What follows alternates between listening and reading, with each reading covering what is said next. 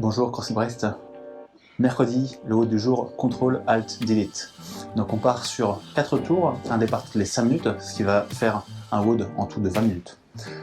Dans ces 5 minutes, à chaque fois, vous allez devoir faire 20 dumbbell snatch alternés, 30 shuttle run entre deux repères placés à 10 mètres l'un de l'autre, puis 40 air squats.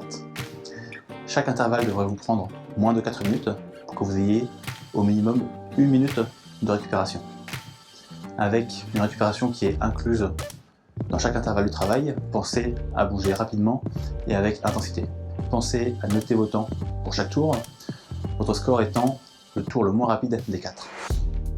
Concernant les modifications, vous pouvez remplacer les dumbbell snatch par du snatch avec une barre légère, ou alors des odd object round overhead, par exemple avec un wall ball, ou encore des swing kettlebell avec les bras qui reviennent au-dessus de la tête. Pour les shuttle run, vous pouvez passer sur du rameur 25 calories pour les hommes ou 18 calories pour les femmes, ou alors 400 mètres de course à pied sur une piste. Pour la mobilité, on commence avec un étirement des mollets. Donc 30 secondes par côté, on vient prendre appui sur un poteau ou sur un mur, on tend la jambe arrière et on pousse le talon dans le sol pour étirer le mollet. 30 secondes par côté. Puis mobilité des hanches et des chevilles. On est en bas du squat avec un dumbbell ou un kettlebell en gobelet. On sort la poitrine le plus possible, on garde le poids proche du sternum et on tient la position 1 minute.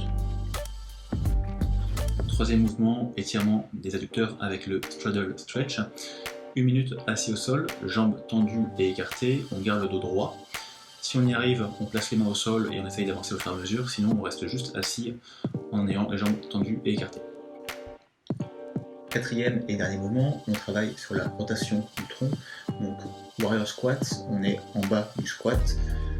On fait une rotation pour amener le bras vers le ciel le plus haut possible et on alterne comme ça pendant 1 minute.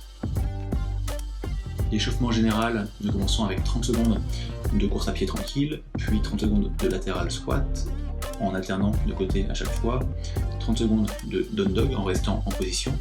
Donc on pousse les talons dans le sol et la tête qui passe loin entre les bras, puis à nouveau 30 secondes de course à pied, cette fois modérée, 30 secondes de wall squat, en pensant bien à garder les pieds à plat au sol et à pousser les genoux à l'extérieur, 30 secondes de inchworm ou push-ups, puis un dernier tour, 30 secondes de course à pied rapide, 30 secondes de goblet squat et 30 secondes de gainage latéral par côté.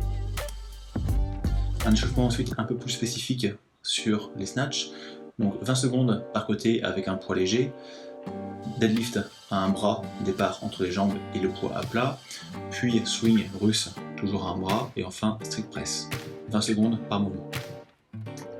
Concernant la stratégie, pensez à rester régulier. Pour cela, retenez-vous un petit peu sur le premier tour, pour au moins pouvoir maintenir les mêmes temps de travail à chaque intervalle, ou alors chercher à améliorer votre temps de tour en tour. Si vous voulez améliorer votre temps, faites-le sur la course à pied ou sur le rameur.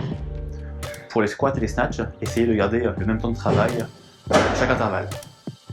L'after party pour aujourd'hui sera composé d'un AMRAP de 8 minutes, avec à chaque fois des séries unbroken à réaliser soit au wall ball, soit au squat jumps. On commence par 3 répétitions, puis 6, 9, 12, 15, et on augmente comme ça de 3 répétitions en 3 répétitions pendant 8 minutes. Voilà pour la séance du jour. Portez-vous bien, restez en forme et à très vite.